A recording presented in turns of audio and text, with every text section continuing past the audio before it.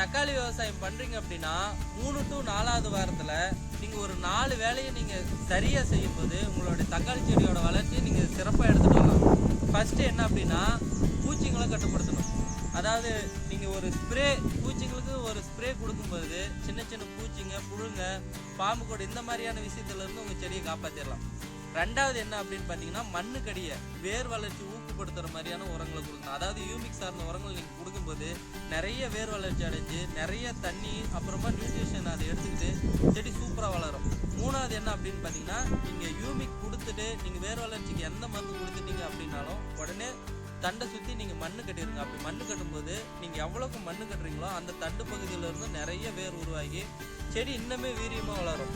நாலாவது என்ன அப்படின்னு பார்த்தீங்கன்னா நீங்கள் மண்ணு கட்டிடுறீங்க. அப்படி மண்ணு கட்டும் பொழுது நிறைய அந்த சின்ன சின்ன கல் மண்ணால் நம்ம கட்டும் பொழுது அந்த தண்டு பகுதி காயமாகும். அப்படி காயப்படும்போது நீங்கள் மறுபடியும் நெக்ஸ்ட் டைம் நீங்கள் தண்ணி விட்டீங்க அப்படின்னா அந்த இடத்துல ஃபங்கஸ் இன்ஃபெக்ஷன் வந்து செடி தண்டு அழுகிறதுக்கான வாய்ப்பு இருக்குது. ஸோ நீங்கள் மண்ணு கட்டின உடனே நீங்கள் அந்த தண்டு அழுகாமல் இருக்கிறதுக்கான ஒரு ஸ்ப்ரே கொடுத்துருங்க. ரெட் அமிகோல்டு மாதிரியான ஸ்ப்ரே நீங்கள் கொடுத்துட்டீங்க அப்படின்னாவே செடி சூப்பராக அந்த தண்டெல்லாம் அழுகாமல் சூப்பராக வளரும். இந்த 4 விஷயத்தை மட்டும் நீங்கள் கரெக்டாக பண்ணிட்டீங்க அப்படின்னா உங்கள் செடி சிறப்பாக வளரும்.